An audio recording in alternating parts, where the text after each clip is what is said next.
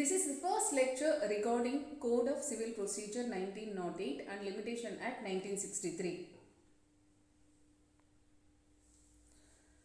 Today's topic we are going to discuss about Introduction to Code of Civil Procedure 1908, Evolution of Procedure from 1712 to 1901, Principal Features of the Code of Civil Procedure 1908, Importance of Observance of Procedure. Introduction. India is an ancient country with a great past. It is also having rich in its culture and legal system. Law has been considered as an instrument to maintain and also to promote dharma. Law has been considered as an instrument to maintain and also to promote dharma. In order to understand how the code of laws evolved in the ancient Indians based on higher values and ideals, we need to look back into the history of our country. As far as law is concerned, in history, their higher values and ideals governed in an integrative manner all civil, religious and other actions of men in society, be it king or his subjects. First, we look into some of the great lawgivers in India. They are also being addressed as holy sages. They are Manu, Marichi, Atri, Angira, Pulastya, Pulaha, Krati, Pracheta, Vashishta, Brigu, Narada. It is very significant to understand the nature of law in the Vedic age before we know this civil code. The nature of law in Vedic age was a theological character that was described as Rita for universal order and harmony. And in golden age of Hindu legal system, there was a blending of religion and morality with the law. Smriti writers remarked between Acharya, Vyavahara and Prayaschitta. While Acharya is related to religious rules and Prayaschitta is related to atonement of various sins, and Vyavahara is related to civil laws relating to the protection of life and property with all the rules and practices. Yajnavalakya mentioned many lawgivers like Manu, Atri, Vishnu, Vyasa, Daksha, Gautama, Vasistha as lawgivers. The law was created by people and enforcement of the law was danda, which means punishment. It has proceeded from the sovereign, that is king. The ideal of ancient Indian legal procedure was the establishment of socio-legal order free from traces of conflicts, exploitations and miseries. The king has to follow Rajadharma and he should protect the society to achieve the ends laid down by the law of Dharma. The Sabhas and Samitis existed to give validity to the decisions of the king in consultation with the rishis. See, here the king was only a custodian, executor and has been identified as a servant of the law. He had no direct authority to make law or interpret the law. Whatever the decrees or regulations he framed were supposed to be in accordance with the sacred law of Dharma. The decisions of the rishis who interpret the law of Dharma were no less binding and valid for the king than the decisions of the Supreme Court of India in modern times. Thus, the Hindu state or king was subservient to Dharma. The king was an executive authority and he had no power to make new laws or to alter old ones. The king was invested the powers to inflict punishment. The king follows the sacred law of Dharma. Dharma was used by Hindu jurists in the most comprehensive terms, which meant law, custom, usage, morality, virtue, religion, duty, justice and righteousness. In order to understand Dharma, we need to look back at Manu Dharma. It is also called Manusmriti. Manusmriti is very ancient code. Manu Dharma signifies 5 principles of universal morality, that is non-violence, truth, purity, control on organic desires and greedlessness in others' property and things. Manu enunciated more categories of the dharma, namely Raja Dharma, that is duties of the king, Ashrama Dharma, that is duties of individuals, Varna Dharma, that is duties in the hierarchical order of Varnas, Stri Dharma, that is duties towards women, Dhampatya Dharma, that is duties towards married couples, and Apad Dharma, that is duties in distress. In India, the code of Manu is a very ancient code. There were many other lawgivers who gave their codes as Yajnavalakya, Brihaspati, Narada, Parashara, etc. These various codes are applied in different parts of the country, and in ancient India, every aspect of life was regulated by Dharma. In the face of multitude of smritis, the kings under the royal patronage prepared digests of Dharma Shastra for resolving seeming contradictions in smritis, and they presented a coherent picture of Dharma which the people might follow and king may enforce. As such, digests or commentaries like the Mityakshara were composed under the royal direction. They were upheld in the states. Kings and people used to follow the law of Nibandhas. The three Nibandhas were composed during the 16th and 17th century and provided proof of the validity of the Smritis even when India was ruled by foreigners. The right of self-determination was guaranteed to panchayats, as these bodies were the guardians of civil and social rights of the individuals. Even judicial powers were entrusted to them, and only criminal cases were to be settled by the state. Now, coming to the Muslim rule. The law during the Muslim rule in India was either the Quranic teaching where Muslim priests were expounded for Muslims, or the old Hindu law of Dharma for the Hindu community. The vast masses of Hindu were untouched by the Muslim rule.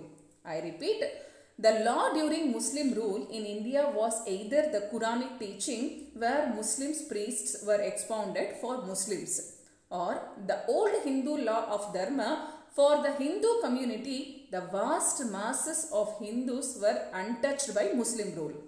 However, British rules replaced Indian law of Dharma by adopting and introducing British juristic notions, concepts and ideas through the device of equity, justice and good conscience.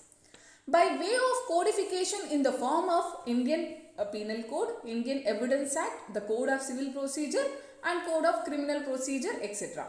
Now we are entering into the actual topic, that is the Code of Civil Procedure. What is the Code of Civil Procedure? Code means it is systematic collection of statutes or the systematic collections of the body of laws. A code is the consolidation of the statute law, a statute collecting all the laws relating to a particular subject by bringing it up to date. It is the codification of law that has been expressed in written form. Codification means promulgation, compilation, collection and systematization of body of law. In order to understand the term code, we need to look subsequently into the definition part, which is defined under section 2 clause 1 of Code of 1908. The code includes rules, and these rules are arranged systematically to avoid inconsistency and overlapping. The Code of Civil Procedure relates to the civil law. The term civil law denotes the law of the land consisting of large number of national or local laws. It is termed civil to mean the law of the state, which means the law peculiar to a particular state. It is concerned with the enforcement of private rights, and hence it is the law of the civil courts in which an individual enforces his private rights and obtains compensation for private wrongs. The Code of Civil Procedure is applicable to the whole of the country except Nagaland and tribal areas. It lays down the procedure that the courts of civil jurisdiction should follow in cases of inherent succession, possession, property, negotiable instrument, act, etc. The aims of the Civil Procedure Code, the aim of procedural law is to implement the substantive laws, that is the rights and liabilities of citizens, and its aim is to provide a simple and expeditious procedure for doing justice between the parties. It has been aimed to provide uniform procedure so as to avoid diversity in the manner of dealing with cases before the courts, and it also aims to remove the hardships created in the dispensation of justice. The scope of Civil Procedure Code. The Code of Civil Procedure applies to proceedings of all the civil courts. The code is general law. The code does not limit or otherwise affects the special or local law or any special form of procedure prescribed by or under any other law. If there arises any conflicts between the Code of Civil Procedure and special law, the special law would prevail over the provisions of the code. I repeat, if there arises any conflict between the Code of Civil Procedure and the special law would prevail over the provisions of the code. However, the code will apply where the special or local law is silent. In the absence of anything contrary to the special law or the local law, the provisions of the code will apply. The provisions of the code are not exhaustive, as the legislature is incapable of contemplating all the possible circumstances which may arise in future litigation, and therefore where a particular point has not been specifically defaulted with by the Code of Civil Procedure. The question must be determined by general principle. Our next topic is evolution of procedure from 1712 to 1901. Civil procedure prior to 1859. Before 1859, there was no codified law of procedure for civil court applicable to the whole of India. The courts in the presidency towns were governed by their own rules and orders. The procedure of municipal courts was regulated by special acts. The provincial courts have certain regulations and acts applicable to them. The history of the civil procedure begins in 1859, when the first Uniform Code of Civil Procedure was enacted. The Code of 1859 to municipal courts only. It was, however, not applicable to the Supreme Courts in the presidency towns, Sadar Divani Adalats and Presidency Small Cause Courts. The procedure of Supreme Courts was under their own rules and orders.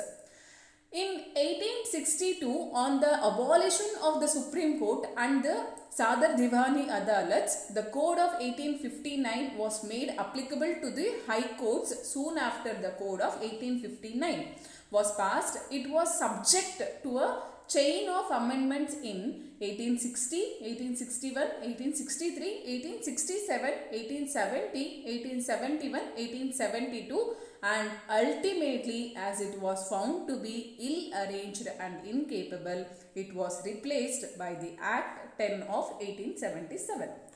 Code of Civil Procedure 1877. Soon after the enactment of the Code of Civil Procedure 1877, it was realized that it also required several amendments, and amendments were in 1878, 1879. 130 sections of the code were amended in 1879, and ultimately it was also replaced by a new code in 1882 by Act 15 of 1882.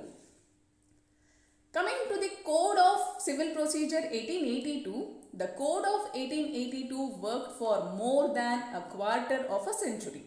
It was, however, discovered that some of its provisions were too rigid, and in respect of some of the provisions, there was a conflict of judicial opinion. It was also amended several times in 1885, 1886, 1887, 1888, 1889, 1890, 1892, 1894, 1895.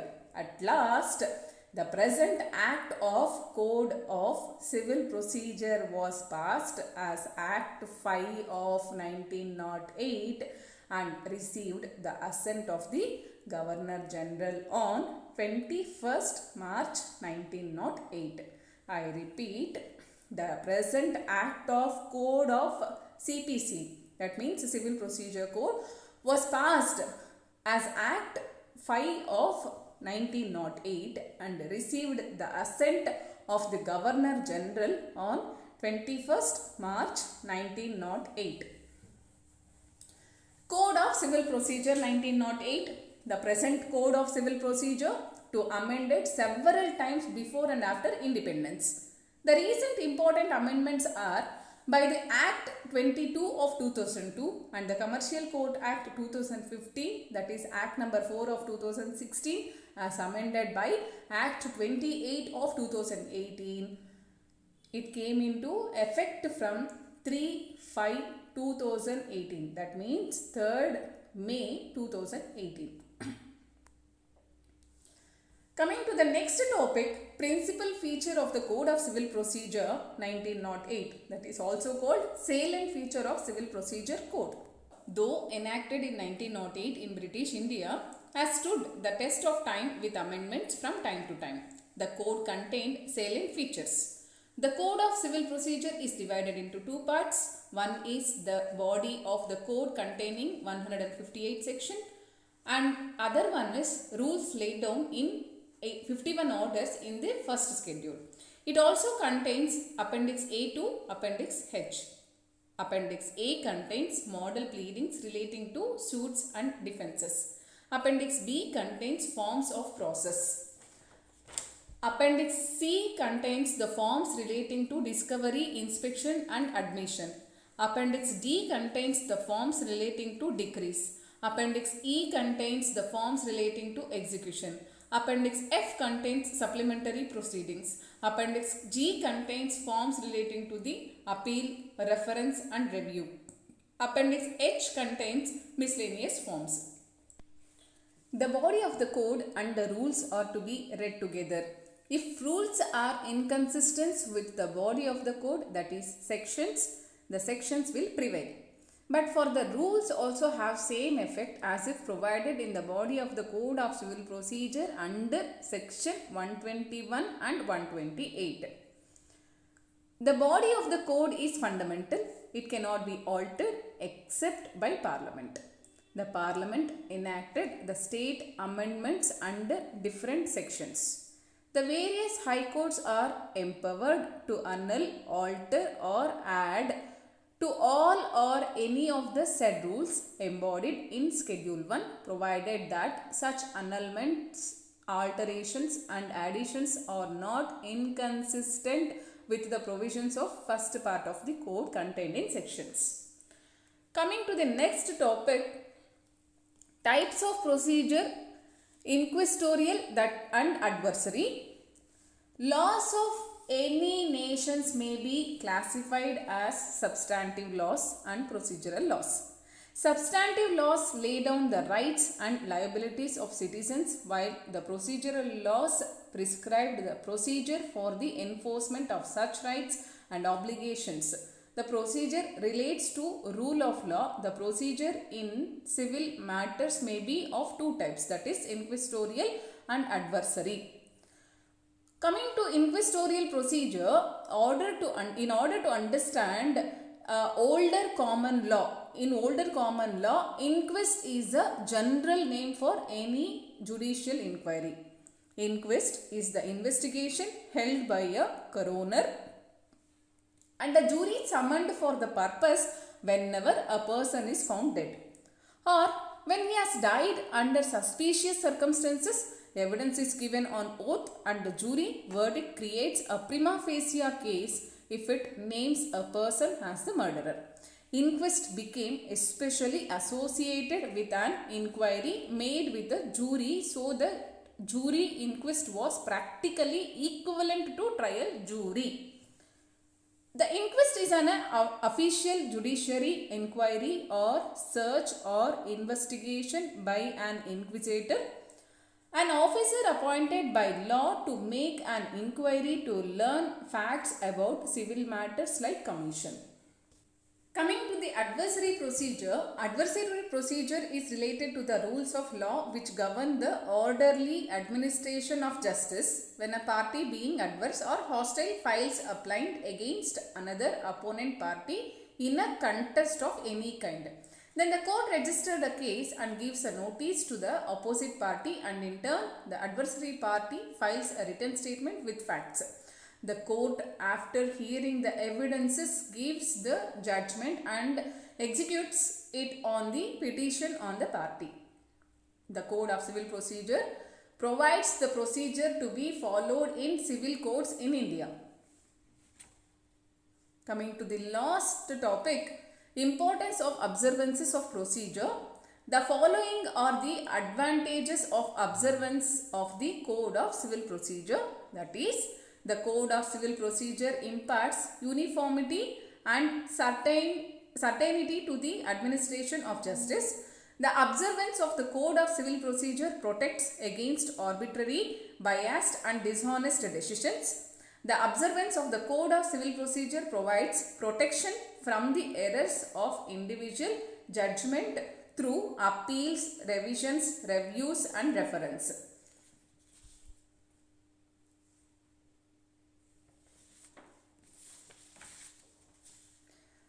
The observance of the Code of Civil Procedure provides fair justice without any delay. It provides a simple and expeditious procedure for doing justice between the parties by implementing the substantive law effectively.